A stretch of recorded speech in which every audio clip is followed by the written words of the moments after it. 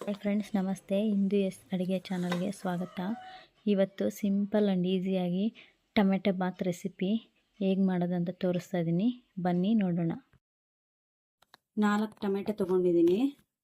ಸ್ವಲ್ಪ ಪುದೀನ, ಸ್ವಲ್ಪ ಕೊತ್ತಂಬರಿ ಸೊಪ್ಪು, ದೊಡ್ಡದು 2 ಈರುಳ್ಳಿ ತೊಗೊಂಡಿದ್ದೀನಿ, 5 ಹಸಿಮೆಣಸಿನ್ಕಾಯಿ, ಶುಂಠಿ ಬೆಳ್ಳುಳ್ಳಿ ಪೇಸ್ಟ್ ಮಾಡಿ ಇಟ್ಕೊಂಡಿದ್ದೀನಿ, 1 ಸ್ಪೂನ್ ಅಚ್ಚ ಖಾರದ ಪುಡಿ, 2 ಸ್ಪೂನ್ ಧನಿಯಾ ಪುಡಿ. ನೋಡಿ, ಈ ಥರ ಚಿಕನ್ ಮಸಾಲ 5 ರೂಪೀಸ್ ಬರುತ್ತಲ್ಲ, ಅದು 1 ತೊಗೊಂಡಿದ್ದೀನಿ. 4 ಏಲಕ್ಕಿ, 8 ಲವಂಗ, ಸ್ವಲ್ಪ ಚಕ್ಕೆ, ಕಲ್ಲುವ, ಸ್ವಲ್ಪ ಸೋಂಪು, ಅರ್ಧ kg ಅಕ್ಕಿ. ಸ್ವಲ್ಪ ಎಣ್ಣೆ ಹಾಕ್ಕೊಳ್ಳಿ ಕುಕ್ಕರಲ್ಲಿ.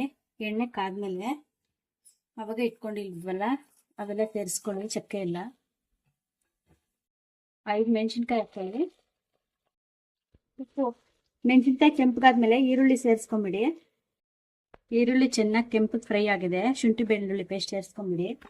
ಶುಂಠಿ ಬೆಳ್ಳುಳ್ಳಿ ಪೇಸ್ಟ್ ಹಸಿ ವಾಸನೆ ಹೋಗೋವರೆಗೂ ಹುರ್ಕೊಳ್ಳಿ. ಶುಂಠಿ ಬೆಳ್ಳುಳ್ಳಿ ಪೇಸ್ಟ್ ಚೆನ್ನಾಗಿ ಫ್ರೈ ಆದ್ಮೇಲೆ ಟೊಮೆಟೊ ಸೇರಿಸ್ಕೊಂಬಿಡಿ. ಟೊಮೆಟೊ ಸ್ವಲ್ಪ ಚೆನ್ನಾಗಿ ಬೇಯಿಸ್ಕೊಳ್ಳಿ. ಟೊಮೆಟೊ ಸ್ವಲ್ಪ ಚೆನ್ನಾಗಿ ಫ್ರೈ ಆದ್ಮೇಲೆ 2 ಸ್ಪೂನ್ ಧನಿಯಾ ಪುಡಿ, ಖಾರದ ಪುಡಿ ನಿಮ್ಗೆ ಎಷ್ಟು ಬೇಕೋ ಅಷ್ಟು ಖಾರ ನೋಡ್ಕೊಂಡು ಹಾಕ್ಕೊಳ್ಳಿ. ನಾನು 1 ಸ್ಪೂನ್ ಹಾಕ್ಕೊಂಡಿದ್ದೀನಿ.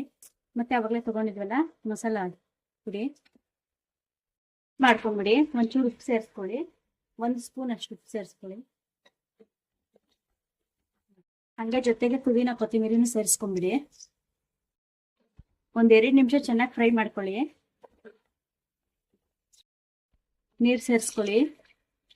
ನಾನು 2 ಗ್ಲಾಸ್ ಅಕ್ಕಿ ತೊಗೊಂಡಿದ್ದೀನಿ, 4 ಗ್ಲಾಸ್ ನೀರು ಹಾಕ್ಕೊತಾ ಇದ್ದೀನಿ. ನಿಮ್ಗೆ ಎಷ್ಟು ತೊಗೊಂಡಿದ್ರೆ ಅಷ್ಟಕ್ಕೆ 2 ಹಾಕ್ಕೊಳ್ಳಿ.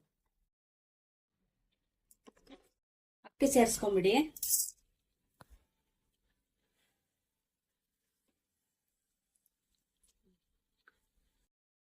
ಉಪ್ಪು ಖಾರ ಕಮ್ಮಿ ಇದ್ರೆ ಸೇರಿಸ್ಕೊಂಬಿಡಿ. ನಂಗೆ ಸ್ವಲ್ಪ ಕಮ್ಮಿ ಆಗಿದೆ. ಮುಚ್ಚಳ ಹಾಕೊಂಡ್ಬಿಟ್ಟು 2 ವಿಸಿಲ್ ಕೂಗಿಸ್ಕೊಳ್ಳಿ. ನೋಡಿ, 2 ವಿಸಿಲ್ ಆಗೋಷ್ಟರಲ್ಲಿ ರಾಯ್ತ ಮಾಡೋದು ಹೇಗೆ ಅಂತ ತೋರಿಸ್ತೀನಿ, ನೋಡ್ಕೊಳ್ಳಿ. ಅರ್ಧ ಸೌತೆಕಾಯಿ ತೊಗೊಂಡಿದ್ದೀನಿ ನಾನು, ಸ್ವಲ್ಪ ಕೊತ್ತಂಬರಿ ಸೊಪ್ಪು, ಸ್ವಲ್ಪ ಟೊಮೆಟೊ. ನೋಡಿ, ಈ ಥರ ಚಿಕ್ಕದಾಗಿ ಹಚ್ಕೊಂಬಿಡಿ. ಈರುಳ್ಳಿ, ಸ್ವಲ್ಪ ಉಪ್ಪು. ನಾನು 1/2 ಲೀಟರ್ ಮೊಸರು ತೊಗೊಂಡಿದ್ದೀನಿ. ನಿಮ್ಗೆ ಎಷ್ಟು ಬೇಕೋ ಅಷ್ಟು ಹಾಕ್ಕೊಳ್ಳಿ. ನಾನು ಸ್ವಲ್ಪ ಹಾಕ್ತಾ ಇದ್ದೀನಿ.